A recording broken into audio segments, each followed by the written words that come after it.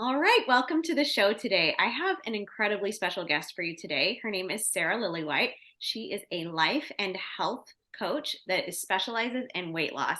And Sarah's got an incredible story to tell.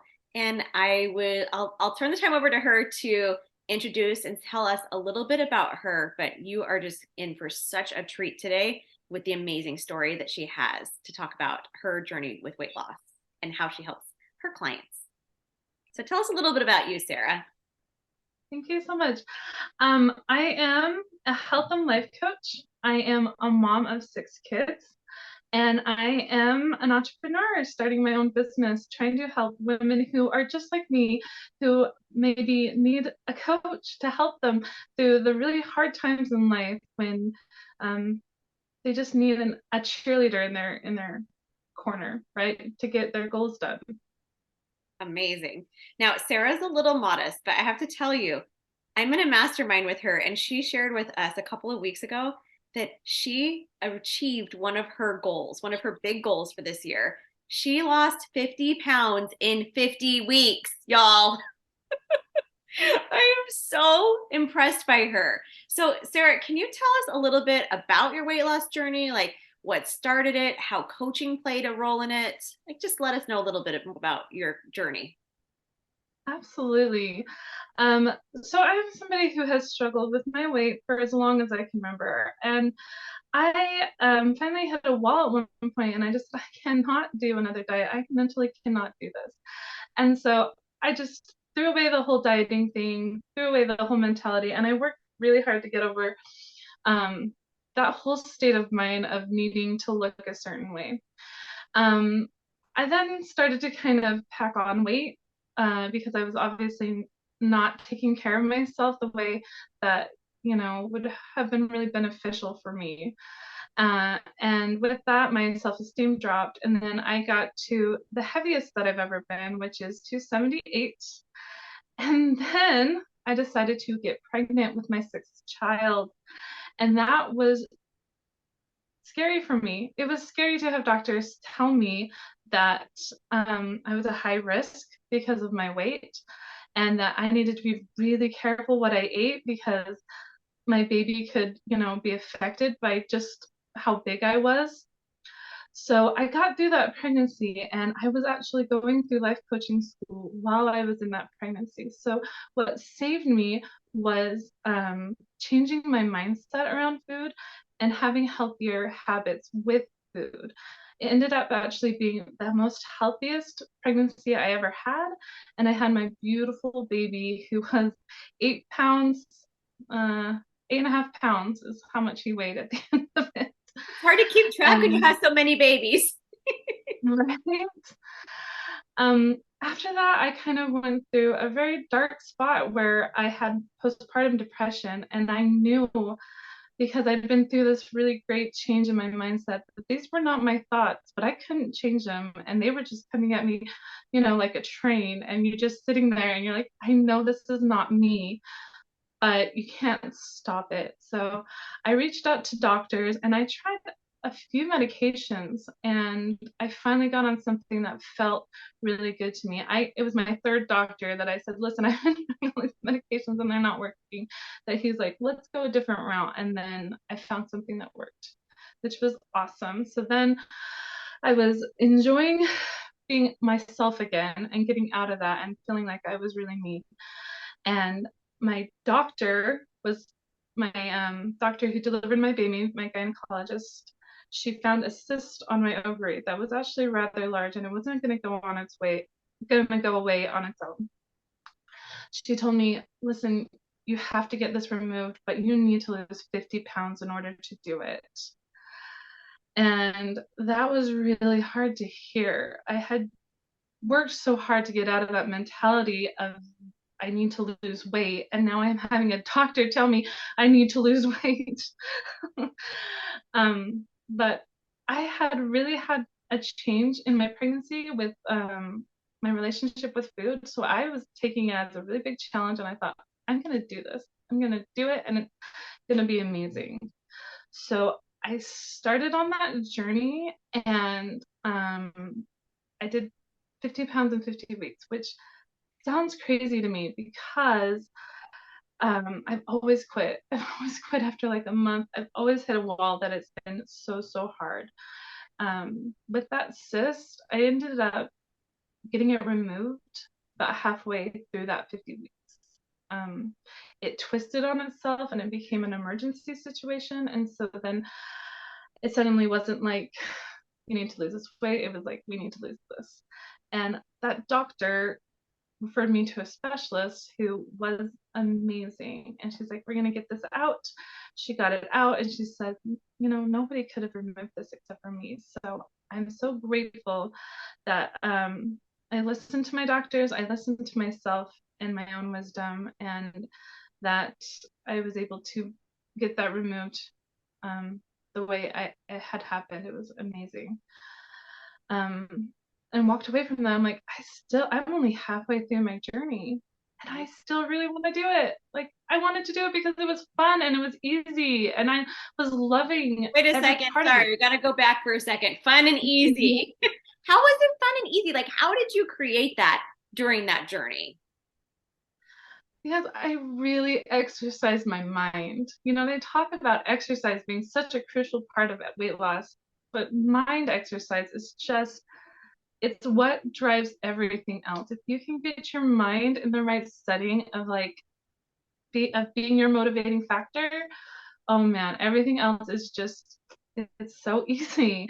Your body does what your mind tells it to. And if your mind is on board with weight loss, if it's like, no, we're gonna do this a really easy, fun way, then your body's gonna be like, great. I love vegetables. I love protein. I love moving. I think that's wonderful that you're doing that for me. So that was awesome. Yeah, well, I think too, like your body, at least for me, when I lost 20 pounds over this past year too. So I had done a little bit of weight loss journey for myself. And it wasn't like you were saying, um, it really is impactful about what you are telling your body. You're telling your body like, oh, this is so hard and I'm never gonna get there, whatever wherever there even means, it shows up. Your body's always eavesdropping on what your brain is saying is what I've heard and what I like to repeat. Like your brain is the one that's driving it. But then I know that when I started to move my body more, like my body was so grateful for the movement. Like it was no longer a punishment. It was play. It was fun. Absolutely. And, fun and easy is what I call it, but it really came down to mindset and habits.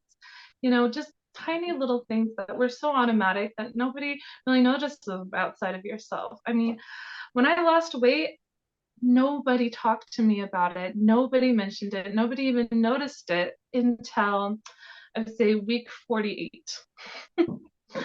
Until I was like so close to my goal. Then people were like, oh my gosh, you've lost weight. But um, I know that the biggest changes came and the biggest differences made were at the beginning. It was those times when nobody knows it, but nobody knows what I'm doing except for me.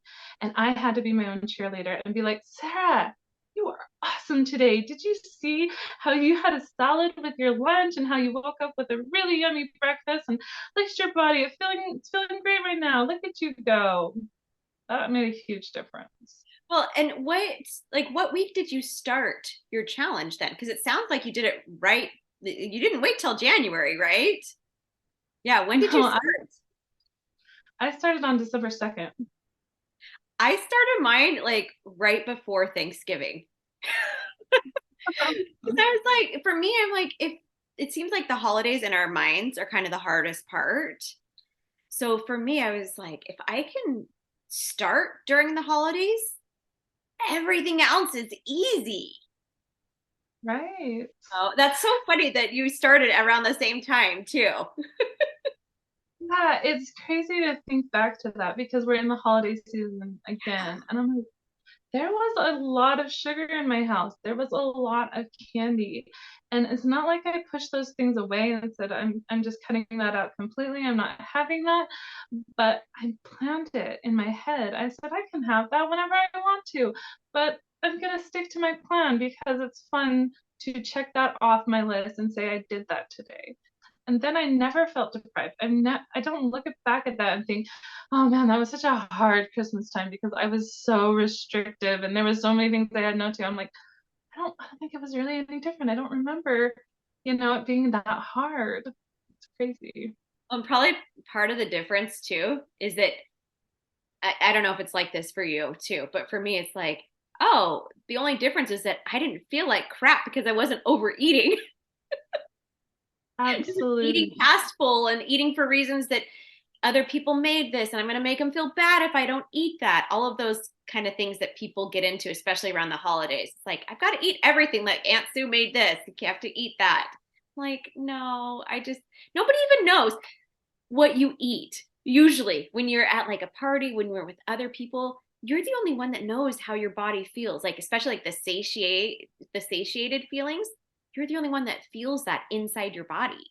And it feels so good when you're like not overindulging because then your body's like feels sluggish and doesn't like it. Absolutely. There's so much to be said about listening to your body's wisdom when it comes to hunger and fullness. Your body knows exactly how much food it wants and what kind of foods it wants. And it can tell you that. You don't need to rely on an app or somebody else telling you how many calories are perfect for you. Your body knows exactly. And that's one of the amazing things about um, kind of the journey was really listening to my body and being like, when am I comfortably full? Because I kind of got to that point very early on where I was like, I am so sick of being uncomfortably full. I Yeah. am so sick of just that kind of feeling you have of like, oh, I need to finish my plate, but I'm so full. It's like, I'm not going to do that anymore. And it felt really, really good. And my body was like, this is awesome. I love this so much. And that's what made it fun was I was never in a state of like, uh, tired, feeling bloated, feeling great, I just love feeling, not fun. So I have a question about you said something about planning. Like how do you teach your clients how to plan for what they're going to eat? How does that look for you? Or for how what you did? Either one. Right? We start definitely with understanding our goals. Like, what is it that you really want to accomplish? And then we understand the relationship between us and energy because food is energy. And if you can kind of balance that out and make that a priority of like, I want to have energy today. So I'm going to start my day with protein. I'm going to start my day with some veggies that or carbs that are going to make me really feel energized for the rest of the day. And then the rest of the day kind of builds on itself, right? Little tiny habits that you can do in the morning to really start your day off feeling good. It's such momentum for the rest of the day. So we talk about that. And then we talk about things like honoring your hunger and your fullness. Your body can tell you, I'm feeling comfortably full, I'm feeling too full. And once you honor that, then food is not a stress anymore. I Mhm. mean, I'm not perfect at it and I'm still working towards it, but that's that mindset too of like listening to your body. And if you can listen to it, it'll tell you exactly how much it wants and how much it needs. I love what you said about the body's wisdom. Our bodies are so wise, and it's really easy to drown out your body's wisdom when you're worried about what other people are doing and what other people are thinking and all the like the relationships, putting other people first, all of that drowns out that inner knowing. And that's something that we're told, I think, as a society as well. It's just like don't don't listen to yourself, listen to what I want you to do, especially like in advertising. People want us to buy things, and so they're like, don't think about what you want, think about what we want for you. Absolutely. And that's one of the things that can create a lot of pain and for women is that you're kind of told how much to eat every single day. I remember having this back in my dieting days. I would get to like 4 o'clock and I'd be starving and my body would be screaming at me like, you need to eat food. And I'd be like, no, I want to stay underneath my calorie intake today, so I'm just going to keep starving. And your body is very much like a little kid. Like it's going to ask you, then it's going to ask louder, and then it's going to ask so loud that you can't ignore it. And that comes in forms of binges, right? Mhm. Women talk all the time about how they can't control what they eat. And I always take a step back and say, are you eating enough? Because your Yes. body already knows how much it needs to eat. And if you feel like you're out of control with food, then it sounds like there might be something there that you're missing, a cue or something. Mhm. Oh, that's so beautiful. And I think that was one of the steps that I took last year too. I over this past year, I really like developed such a strong relationship just with my body. I'm like, I have conversations with her all the time. I ask her stuff all the time now. It's like she's another person in our family where I just like, ignored my body for so many years. But when I started that journey, especially, I told my body at the beginning, I was like, listen, if you're hungry, I'm going to feed you. Like, I will always feed you. If you feel hungry, I'm going to give you some food. And I think that was building back that trust, like you were saying, that we're told only eat this much. And if you've already met that, then like don't no eating after 7 o'clock. I hate that rule. I'm like, Right. and so it built back up that developed that level of trust with my body that, oh, yeah, I am going to take care of me. So I can tell, like, my body's like, I can tell her when I'm hungry. She's going to take care of me. She's going to feed me. So I don't need to scream at her about it. I can just let her know I'm hungry. So it's just been such a beautiful, like, more symbiotic relationship where it's like brain and body are not at odds with each other anymore. So Absolutely. yeah, so we had talked about this a little bit previously, and I was wondering, what is your take on emotional eating and eating for comfort and all of those topics? Like, how do you view them, and what do you teach about that? So what I teach is very much just honoring your feelings as well, because we feel the feelings in our body, and if we are emotionally eating, that means there's something that's needing to be taken care of. Um, this goes a long way with motivation as well. One of the biggest things that I had to really stretch myself past is if I made a mistake, if I failed, which I did a lot, being really kind to myself and being like, it is okay. I love you. I'm your best friend. You know, that relationship with your body. I'm like, Yes. I have the same thing of like, my body is my best friend and it's taking care of me and I'm gonna take care of it. I'm gonna take care of it by saying kind things, especially when it is when I've made a mistake or I failed. And so with that and emotional eating, I try to teach my clients, and I try to do this myself, is listen. Okay, there's some emotion here that is really overwhelming, and I know how to comfort myself, um, and that's through food. If you can just do the tiny, tiny step of acknowledging that there is an emotion behind your eating, you are doing a great job of being able to take care of yourself more. I am I was a huge emotional eater until I started allowing it as a comfort and then having a plan for it. Okay, if I emotionally eat, I'm gonna have a snack ready for myself. You know, like a, a Diet Coke comforts me, and some popcorn is just a nice chewy thing that is something I can plan into my day. Of like, if I need it, I can have it. And then just working on acknowledging that feeling, it's amazing how much that didn't become an issue for me. And now it's really not an issue because um, I acknowledge it and I take care of it before it becomes something that I need comfort from. At the beginning, it Yes. was something that I really needed comfort from food. And then I would go backwards and say, what was the feeling here? What was the situation? And then I would, work on that after I'd eaten my cookies or my cake. Oh, But now, because I've had so much practice of that, I can catch myself so quickly and be like, there's something. My body is trying to tell me something and it needs some comfort. And then suddenly that emotion is not that big. And then that snowball effect that we can have of just, oh, I'm just gonna eat myself until I feel happy. It doesn't happen as much. I'm not saying I'm perfect. I'm just saying yeah. it's an amazing mental exercise that I've worked on. If you've listened to the podcast for a while, you might remember last year I was talking about how um, there was a little bird's nest outside my bathroom window. It was on the second floor, and we were like really excited about watching these birds hatch and everything. And the birds hatched, and they were so cute. And the mama bird would come by, and a big windstorm came and knocked the nest off, and the baby birds all passed away. It seriously broke my heart. Like, I did not expect me to have such like an emotional reaction to that, because I was like, they're just birds. Like, if there was birds in another tree that happened to, I don't have that emotional connection to them, but I did to these birds.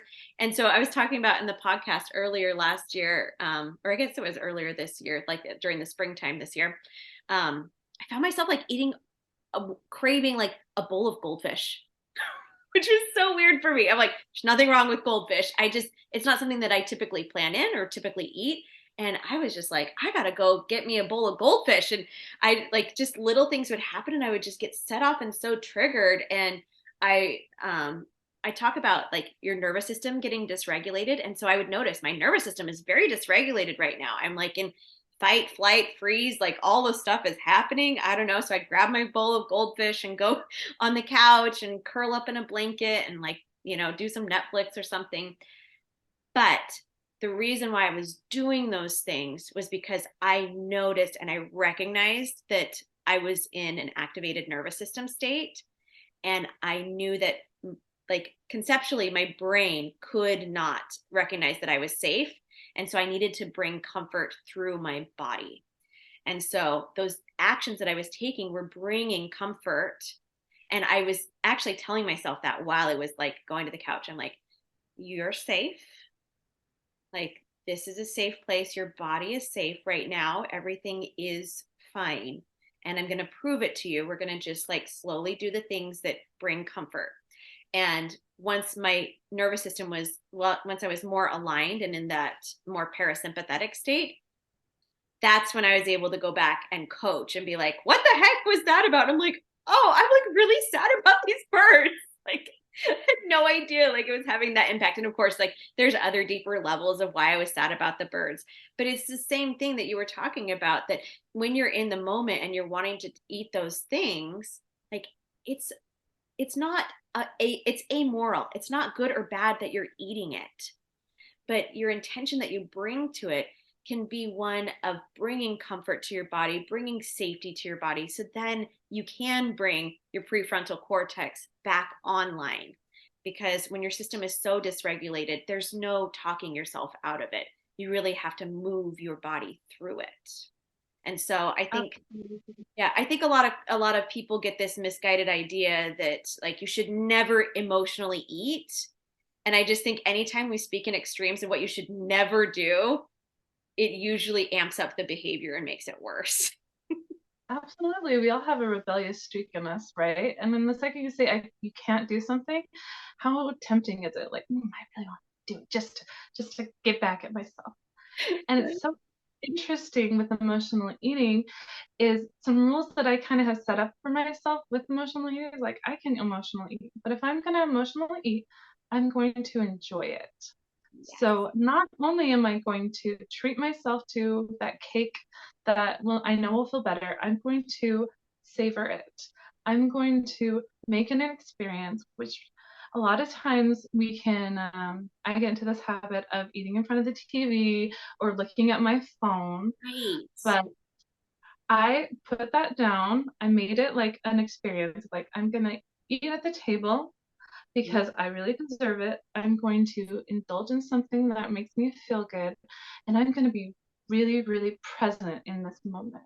And it's amazing how, if you're listening to your hunger and fullness cues while you're eating, if you're sitting at a table and being like, I am doing this because I love myself so much. And then the other rule I gave myself, I was like, not allowed to feel it. I was not allowed to, beat myself up afterwards, which I do a lot of. And I used to do a lot of. I don't actually. Yeah, I can't even think of the last time that happened, which is amazing for me. But and I would just try to cut those thoughts off afterwards, and just be like, yeah, I ate cake. oh, I shouldn't have eaten cake, but I did, and it was delicious, and I'm glad I did it. Like Mhm. answering those, answering, talking back to those thoughts that are wanting to talk to you so loudly after something like that happens. Totally. My last question for you is what do you recommend for people that are like kind of like grazers? Like there's just kind of food out like all day and they kind of just snack. Like what are your tips for that? So my tip for you is definitely to make some habits around planning your meals and then making some habits of listening to your hunger and fullness cues. Because ideally, if you are eating breakfast and it is satisfying, meaning it tastes really good and it was an enjoyable experience for you, you felt, satisfied. Maybe you could have a few more bites, but you're really happy with where you're landed on that hunger scale. You're not going to have any cravings for 3 to 4 hours. That's how everyone is. And then that should take you to lunch, right? And then if you're doing the same thing for lunch, it works for dinner too. A lot of times when we're grazing, um, it's because we're hungry. We're not really balancing our protein intake with our vegetables throughout the day. Um, but a quick way to do it, like right now, today, is to just make those things harder to reach. If it's out Oh, in the cupboards, if it's out on the counter, which I get it, my grandma was always famous for having all these little goodies out on her counter, so that when you came by her house, you had all these yummy little things to graze on while you were chatting. uh-huh. Um, that's great because that worked because I don't go to my grandma's house more than like once a month. But in my house, like putting it in a cupboard, putting it somewhere that is not easy for me to see or reach is really, really helpful. And then being like, I can have that as a treat tomorrow at 4 o'clock as part of my light snack. And then it's not that whole all or nothing mentality, and it's not that rebellious streak of like, but I really want it right now. And then Mm, also being very kind to yourself if you give in to that and be like, yeah, what did I learn from this? If you do make mistakes, which we all do, and you fail, those are amazing opportunities to learn and pivot whatever wasn't working for you. There was a lot of times that especially at the beginning of my journey, I needed to learn how to eat. It's such a strange thing, but I needed to learn what was working for me versus what I thought was working for me. There were times that I was hungry and there was times that I was full, and I needed to really learn from those experiences. And so if you take every of those situations and be like, okay, what is the takeaway from this? The takeaway is that I need to do this, I need to change that, and you just tweak it. And it's amazing how just little things make a huge difference.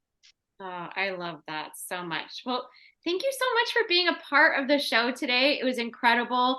How can the viewers or the podcast listeners, how can they find more out about you, Sara? Where can they find you? So I am the Feel Great coach, and that is my motivation. That is my passion, is to help busy moms just feel great. And so you can find me on Instagram under Feel Great Coach. You can find me on YouTube. My channel is the Feel Great channel, and you can also get on my email list, which is through my Instagram. My Facebook page is also the Feel Great Coach, and there's links to my email list where I give just really quick, tiny little tips that you can do right away that'll help you feel healthier and happier every single day. You'll just feel great. And do you offer a program as well, right? Yeah, if you are interested in becoming a client, if you are ready, especially looking at 2023 for goals and getting started with your weight loss journey, you can join my 90-day program. It's called the Look and Feel Great 90-Day Transformation. We do weekly sessions that build on habits and mindsets so that by the time you get to those 90 days, weight loss is fun and easy, and you're just so excited to keep going. Oh, that's so amazing. All right. I think this is a perfect podcast for everybody to hear in December to know that what you want is possible. And you don't have to wait until January. Your life can start today, and your goals and going towards what you really desire can start right now. All right. Thanks so much, Sara. We'll see you next time. Thank you so much. Are you feeling low energy these days? it might be time for you to hop onto the Monday morning Creating Energy class.